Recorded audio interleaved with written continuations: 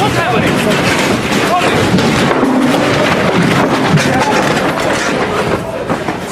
Daddy, help me! Daddy! Daddy, what was that? Follow me.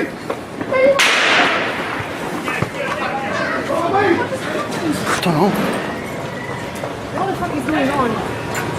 5th of February 2016, Dublin Grand Regency Hotel.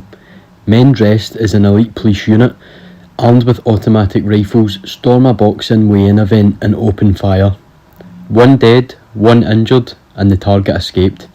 This was just one attack out of many during a war centred round one man who propelled his empire to new levels and made friendships with nations. This is Daniel Kinahan.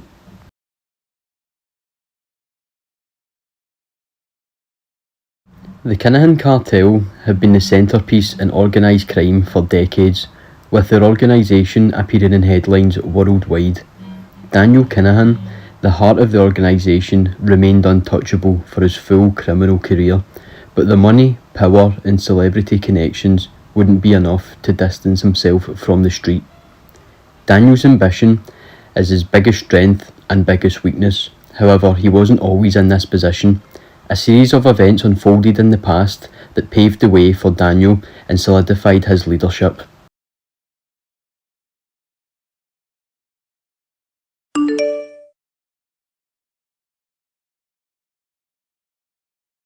Christopher Kinahan was becoming a major player in the Dublin underworld in the 1990s, especially in the south side where he supplied drugs to the youths in his gang, which underwent a split in the early 2000s that resulted in the deaths of a dozen people over the course of a decade.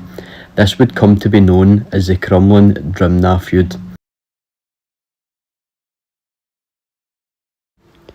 Following a raid in 1993, Chrissy fled to the Netherlands but returned to Dublin for his father's funeral, where he was arrested and imprisoned. Freshly released in 2001, Chrissy moved to the south of Spain to be closer to the European cocaine market and to avoid the Crumlin-Drimnagh feud. His fluency in Spanish and Dutch that he learned while in prison allowed him to make international contacts and create a foothold in Europe closer to the source.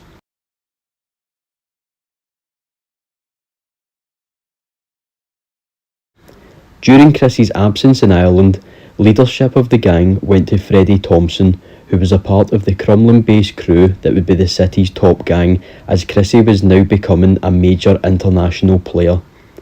Money, arms and drugs supplied by Chrissy benefited Freddie immensely and led to him wiping out the Drimnagh faction, resulting in him fleeing Ireland and leaving control to his cousin Liam Byrne, who would go on to be the cartel's top lieutenant and one of the most powerful Irish criminal figures.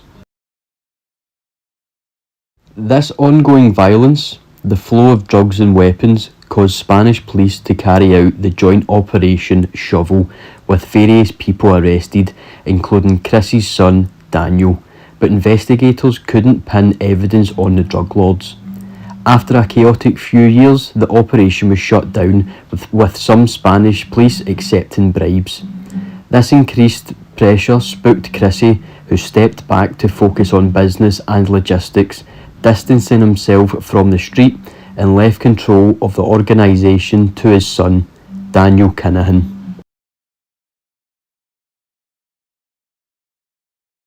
Under Daniel's control, the cartel was being taken to new levels, with new connections extending into the Middle East, Asia and South America, but with this expansion came paranoia. Gary Hutch, who was a close associate with Freddie Thompson and a prominent figure within the cartel, was having issues with Daniel about money, which led to Gary hiring a hitman to liquidate Daniel outside of his luxury flat in southern Spain. But this failed, resulting in an innocent boxer being shot. Gary, who realised his mistake, immediately fled Spain to get in touch with his uncle, Gerard Hutch, nicknamed the Monk, an old Irish criminal suspected of massive heist. Monk negotiates with the cartel and strikes a deal for Daniel to receive €200,000 in return for sparing Gary's life, but the deal fell apart when Gary Hutch was executed in Marbella in 2015 after being chased around an apartment complex into a dead end where Gary was shot 15 times. A follow-up hitman was hired to tie up loose ends and assassinate the monk, but he predicted this and slipped away unnoticed. The monk, who was still heavily connected, kept his head down and didn't resurface until the 5th of February 2016. A boxing weigh-in was being held in the Dublin Grand Regency Hotel. Men dressed in elite Garda uniforms stormed the building armed with Kalashnikovs looking for Daniel. 2 other men armed with pistols and one dressed as a woman joined the search. Daniel had left the event just before the murder squad raided the hotel, but Liam Byrne's younger brother, David Byrne, wasn't so lucky as he was killed at the entrance of the hotel while trying to escape. Sean McGovern, another key member in the cartel, was also injured during the attack. This ignited a full-scale war that was reported as the bloodiest gang war Ireland has ever seen, with Freddie, Daniel and Liam against Gareth Hutch that resulted in 18 deaths. 14 of them were ordered by Daniel. This is not including attempted assassinations such as the Imre Arakas case, who was an Estonian hitman hired to assassinate James Mago Gately, an individual associated with the monk. Arakas was paid upwards of €60,000 for this job, but when he touched down in Dublin, he was under surveillance and was arrested before he could complete it. The police found a message on his phone that was sent, reading, "It could just be one shot to the head from distance. It's possible. I will see what I can do." These attacks were done with no mercy, as innocent bystanders were killed with no remorse, and even innocent individuals connected to the main participants in the feud were killed, such as the monk's brother, an innocent taxi driver who was shot 9 times in his own home.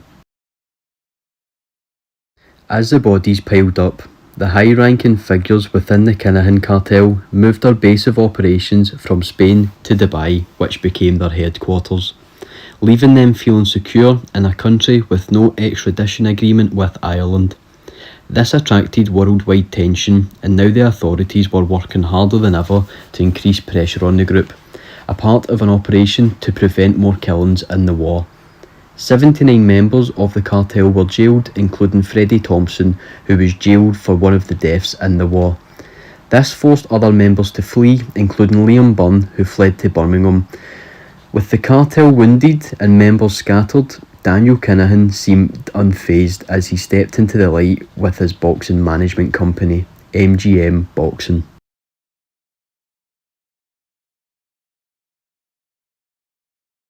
He was photographed with numerous famous faces and now had some kind of media presence, but authorities stated that Daniel's involvement in sport was the biggest and only mistake the cartel had made.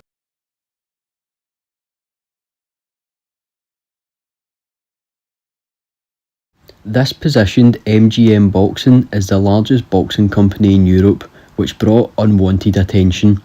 In 2017, Daniel stepped down from the company, and as a result of bad reputation, it was rebranded into MTK Global, with Sandra V being the new boss, who stated that she had no links with Daniel, but leaked documents showed that MTK Global and Dakashu Consultancy, which is a key Kinahan company that had just been blacklisted from the US, were both being managed by Sandra V, and both companies were also registered to the same address.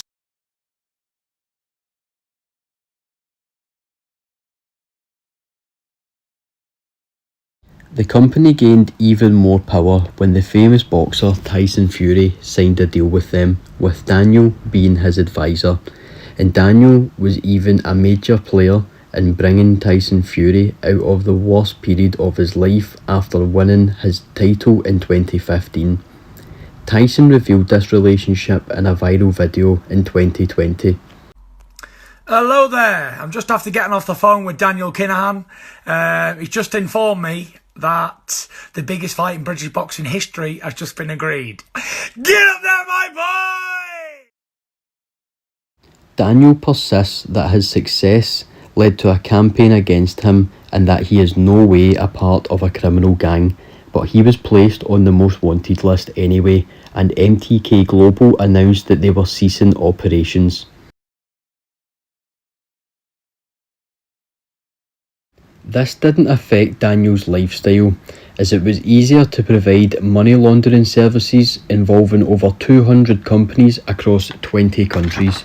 Soon, everything would be catapulted into disarray. 11th of April 2022, the US imposed sanctions that set off a chain reaction with the complete freezing of the clan's property and investments in the US and the freezing of assets in Dubai, trying to disrupt the cartel to dismantle them. On top of this, a bounty of $5 million for information on Daniel was offered by the US, which succeeded as Daniel was arrested in Dubai in April 2026. Legal proceedings are still ongoing and it doesn't look good for him. A man born into criminal royalty, chased around the world and imprisoned abroad and alone. This is Daniel Kinahan.